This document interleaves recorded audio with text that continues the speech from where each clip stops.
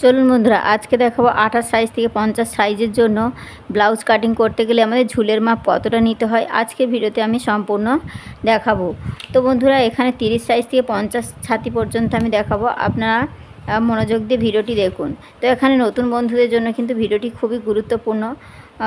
28 size থেকে 50 size পর্যন্ত আমরা ঝুলের মাপটা কিভাবে নেব, তো এখানে আমি মাপটা দেখিয়ে দিচ্ছি। তো আপনারা তারপরেও কিন্তু অবশ্যই ছাতি অনুযায়ী কিন্তু মাপটা দেখে নেবেন। তো একদম যারা নতুন আছে, মাপ সঠিকভাবে নিতে পারছেন না, তাদের জন্য কিন্তু আমি এখানে দেখাচ্ছি।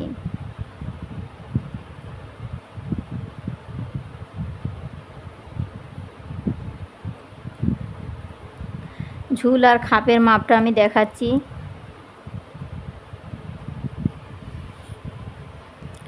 তো দেখুন বন্ধুরা, এখানে 28 সাইজের জন্য আমাদের 13 ইঞ্চির মতো ঝুলের মাপটা নিতে হবে।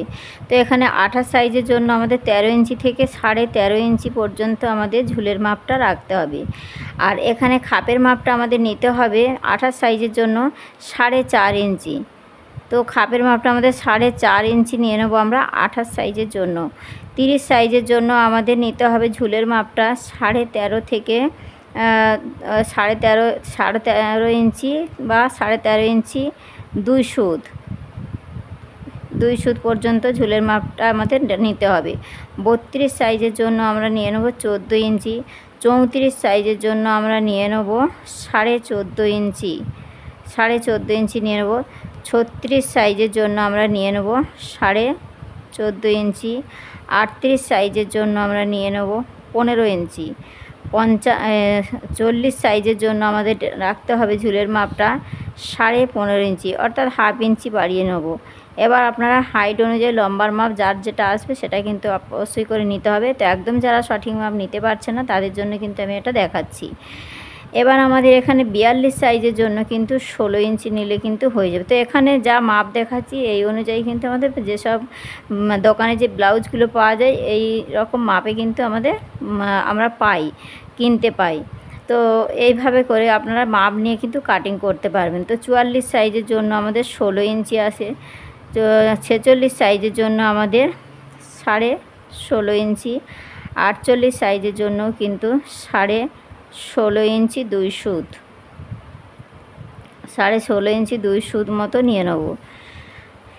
এবার আমাদের 50 ছাতির জন্য নিয়ে নিতে হবে 16.5 ইঞ্চি 2 সুত, 16.5 ইঞ্চি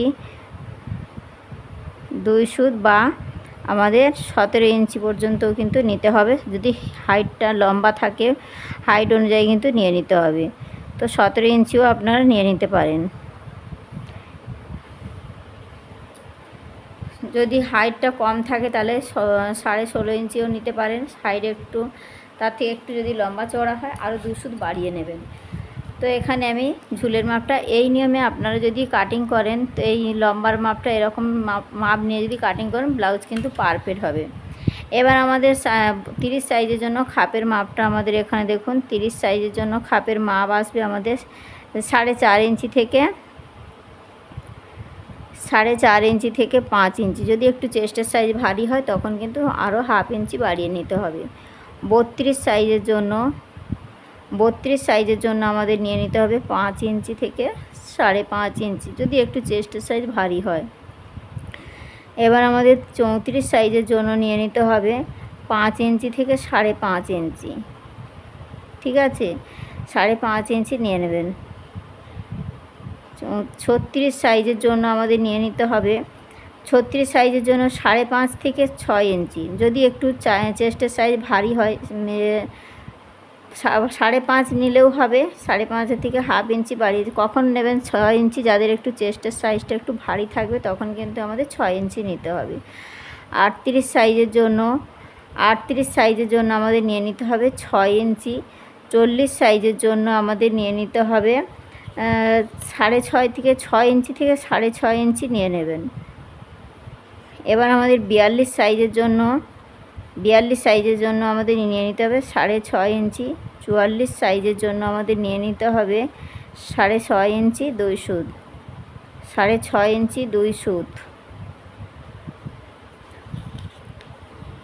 46 সাইজের জন্য আমাদের নিয়ে নিতে হবে 7 ইঞ্চি 6.5 ইঞ্চি 7 ইঞ্চি মতো 46 সাইজের জন্য আমাদের নিয়ে নিতে হবে 7 ইঞ্চি। এবার আমাদের 48 সাইজের জন্য আমরা নিয়ে নেব 7.5 ইঞ্চি, 7.5 ইঞ্চি নিয়ে নেব। আর 50 ছাতির জন্য আমরা নিয়ে নেব 7.5 থেকে 8 ইঞ্চি। তো 50 ছাতির জন্য আমরা কিন্তু নিয়ে নেব 7.5 ইঞ্চি থেকে 8 ইঞ্চি। তো 8 ইঞ্চি নিলেই কিন্তু আমাদের পারফেক্ট মাপ এসে যাবে। তো এখানে দেখুন বন্ধুরা, এই মাপ খাপের মাপগুলো আমি যা নিয়েছি এই মাপ অনুযায়ী যদি আপনারা কাটিং করেন ব্লাউজ কিন্তু পারফেক্ট হবে।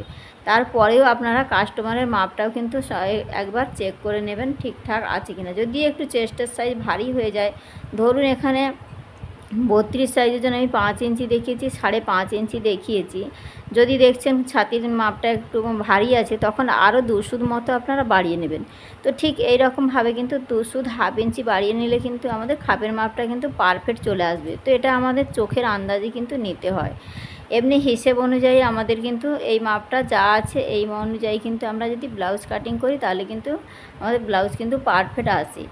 তারপরেও কিন্তু একবার হলেও কিন্তু আপনারা কাস্টমারের মাপ নিয়ে ব্লাউজগুলো কাটিং করবেন, তাহলে কি হবে, পারফেক্ট হবে সেই কাস্টমারের মাপগুলো অনুযায়ী ব্লাউজটা।